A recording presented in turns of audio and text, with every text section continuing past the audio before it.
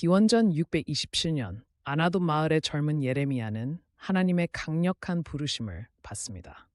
내가 너를 모태에서부터 택하였노라는 말씀과 함께 그는 민족들에게 하나님의 말씀을 전할 예언자로 세움받았습니다. 두려움에 떨던 예레미야는 자신의 어린 나이와 말 주변의 부족함을 호소했지만 하나님은 그에게 필요한 말을 주시겠다고 약속하셨습니다. 이 순간부터 예레미야의 고난과 영광의 사역이 시작되었습니다. 예레미야가 목격한 예루살렘은 심각한 영적 타락 상태였습니다.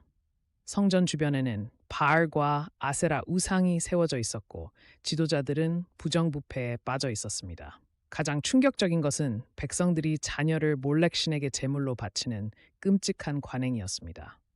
예레미야는 이러한 타락이 결국 국가적 재앙으로 이어질 것을 깨달았고 심장이 찢어지는 고통을 느끼며 백성을 향한 하나님의 분노를 선포하기 시작했습니다. 예레미야는 성전 계단에 서서 회개하지 않으면 이 성전이 실로아의 모처럼 파괴될 것이라고 외쳤습니다. 그는 유다의 죄악이 하늘에 사무쳤으며 바벨론이 하나님의 심판 도구로 사용될 것이라고 경고했습니다. 그러나 제사장들과 군중들은 이 예언을 조롱하며 그를 위협했습니다. 특히 성전이 무너질 것이라는 말은 백성들에게 충격적이었는데 그들은 성전의 물리적 존재가 하나님의 보호를 보장한다고 잘못 믿고 있었기 때문입니다. 예레미야의 메시지는 권력자들의 분노를 샀습니다. 그는 체포되어 매 맞았고 성문에 있는 관영이라는 감옥에 갇히게 되었습니다. 특히 여호야김 왕은 예레미야의 예언 두루마리를 불태우며 저항했습니다. 그러나 하나님은 예레미야에게 다시 기록하도록 명하셨고 바룩 서기관은 더 많은 내용을 추가하여 새로운 두루마리를 작성했습니다. 이 과정에서 예레미야는 내가 다시는 여호와의 이름을 언급하지 않겠다고 절규하기도 했지만 하나님의 말씀이 그의 심장에서 불처럼 타올라 참을 수 없었습니다. 하나님은 예레미야에게 토기장이의 작업장으로 가도록 지시하셨습니다. 거기서 그는 질그릇이 망치로 깨지는 강력한 상징적 행동을 보였습니다. 이는 유다 왕국이 회개하지 않으면 완전히 부서질 것임을 나타냈습니다. 특히 이 예언은 유다의 마지막 왕 시드기야에게 전해졌는데 그는 바벨론에 대항하는 반역을 계획하고 있었습니다. 예레미야는 깨진 질그릇 조각을 가리키며 하나님의 심판은 돌이킬 수 없다고 경고했지만 지도자들은 그의 말을 거부했습니다. 예레미야의 예언대로 기원전 586년 바벨론 군대가 예루살렘을 완전히 포위했습니다. 8개월간의 공성전 끝에 성벽이 무너지고 성전이 불탔습니다.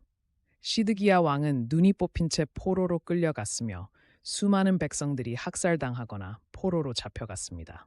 예레미야는 바벨론 군대에 의해 특별히 보호받았는데 이는 그가 항상 바벨론에 항복할 것을 권고했기 때문입니다. 이 비극적인 사건은 유다 왕국의 종말을 의미했으며 다윗 왕조는 일시적으로 단절되었습니다. 예루살렘의 멸망을 목격한 예레미야는 애가를 지어 통곡했습니다. 어찌하여 황금 같은 성이 이렇게 버림받았는가라는 그의 절규는 유다 백성의 고통을 대변했습니다. 특히 그는 여인들이 자녀를 잃고 굶어 죽는 모습을 보며 마음이 찢어졌습니다.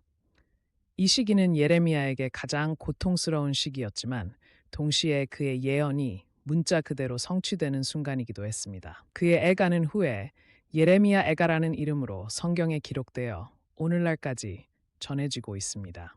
절망적인 상황 속에서도 예레미야는 희망의 예언을 전했습니다.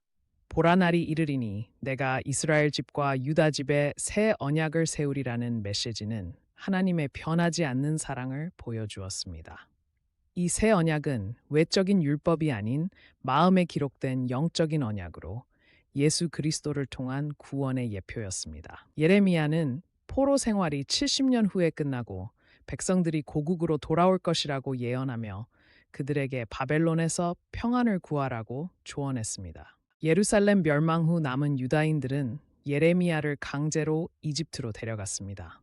이것은 그들이 바벨론의 보복을 두려워한 탓이었습니다. 이집트 다바네스에서 예레미야는 마지막 예언을 전했는데 바로 파라오 호프라가 바벨론 왕 느부갓네살에게 패할 것이라는 내용이었습니다. 전통에 따르면 예레미야는 이집트에서 돌에 맞아 순교했을 것으로 추정됩니다. 그의 생애는 처음부터 끝까지 고난과 순종의 연속이었으며 이는 메시아의 고난을 예표하는 것이기도 했습니다. 예레미야의 예언은 바벨론 포로 생활 중인 유대인들에게 큰 위로가 되었습니다. 그의 예언서는 포로 기간 동안 정확히 성취되었고 이는 하나님의 말씀의 신뢰성을 입증했습니다. 특히 70년 포로 기간이 끝난 후 유대인들이 예루살렘으로 돌아온 것은 예레미야의 예언대로였습니다.